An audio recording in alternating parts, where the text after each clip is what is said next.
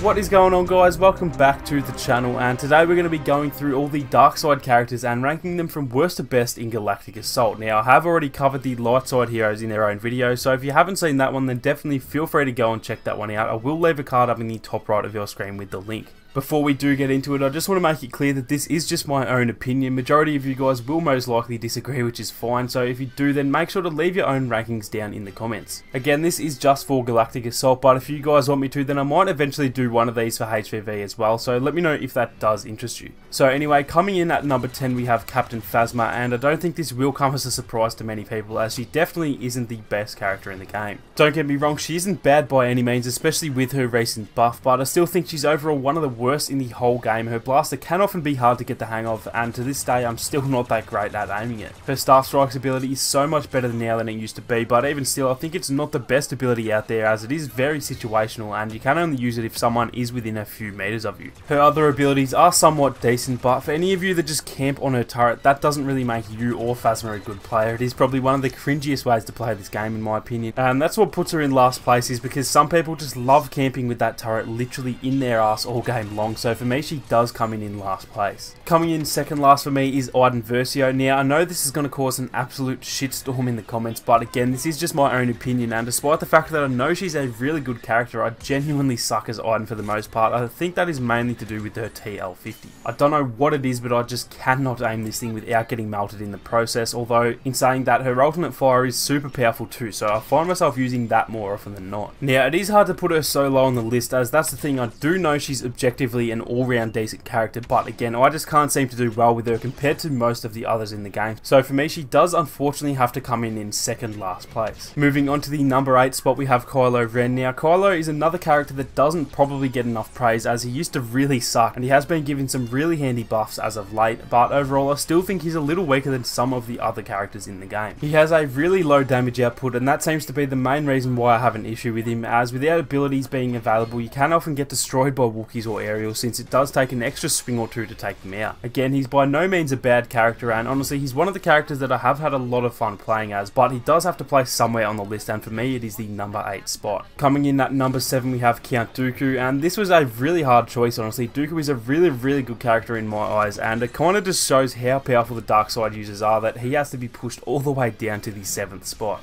He's probably my favourite of all the new characters that they have added in the last few months. He plays so smoothly, and all of his abilities are pretty decent for Galactic Assault, other than maybe his exposed weakness ability, and so like I said, it was super hard to put him this low on the list. I think if he was maybe a little bit faster, and if the exposed weakness ability was a little more useful in Galactic Assault, then he'd definitely move up a spot or two on the list. Now, coming in at number 6 we have General Grievous, and this was really a toss-up between Dooku and Grievous for this 6th spot, but I decided to go with Grievous because even though sometimes his abilities can be a little buggy, when they aren't buggy I think he's definitely more powerful than Dooku. However, it is a lot closer since they can sometimes bug out. I think Claw Rush is one of the best abilities in the game, to be honest. That ability alone really does make Grievous so much better than he'd be without it, and his other two abilities are very handy in the right situation as well. Also, the fact that he can one-hit kill any class other than the heavy with the right card equipped is so satisfying, and it really does make him feel so much more powerful when it comes to his saber combat. Moving on to number 5, and this is going to cause a second shitstorm in the comments, but I have put Boba Fett at the number 5 spot. Boba is a love or hate type of character for most people. With such a low amount of health and health regen, he is known to be pretty weak,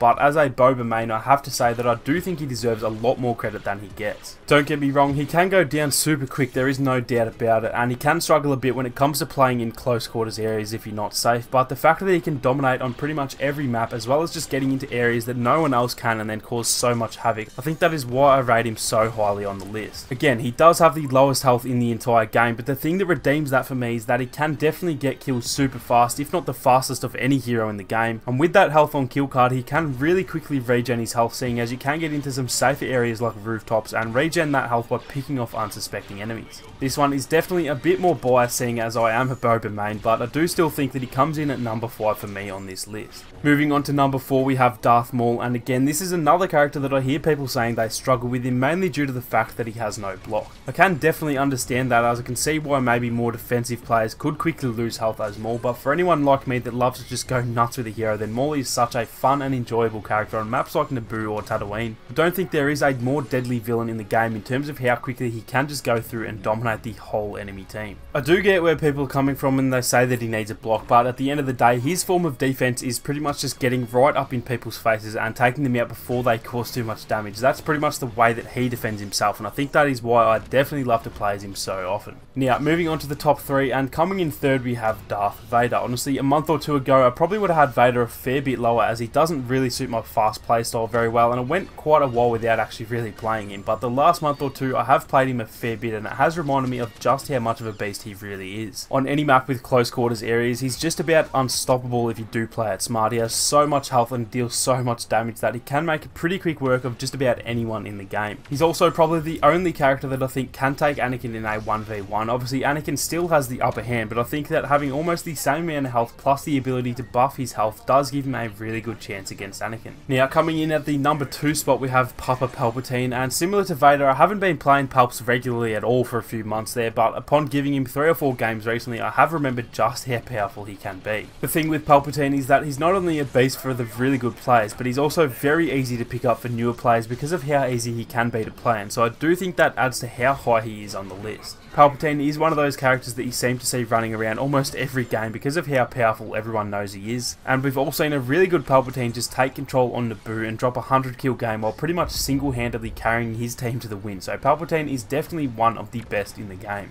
So finally, coming in at the number 1 spot, we have Bocek, and I know some people might be surprised by this because I do get a lot of comments saying that Bocek sucks, but I think the majority of people understand just how dominant Bocek can be. Up until Anakin arrived, I would have said Bocek was by far the best character in the game, mainly due to just how deadly his abilities are, as well as the fact that he can fully regen his health too, which is unique to Bocek and Bocek only. Obviously, now that Anakin is here, that's a bit of a different story in terms of who's the best overall, but I still think there's a decent gap between Bocek and any of the other characters in the game other than Anakin. He can just dominate every single map in the game. No matter if you're in close quarters or way out in the open areas, he has something that can take care of enemies regardless of the situation, and sure, he does have low health compared to some of the others, but like I said, the fact that he can regen it to full at all times really does set him apart from the rest. So that is going to be it for this one, guys. I'm keen to see how many people either agree or disagree with this list, so like I said, definitely feel free to let me know your own list down below. If you did enjoy the video, guys, make sure to leave a like down below to help support the channel. If you guys are keen for me to do maybe another ranking video of all the light side and dark side characters together, then make sure to let me know down in the comments. If you are new to the channel, then definitely feel free to subscribe and make sure to turn on your notifications so you don't miss out on any more Battlefront 2 videos or live streams. Thank you all so much for watching. You guys have a great day, and I'll catch you all in the next one.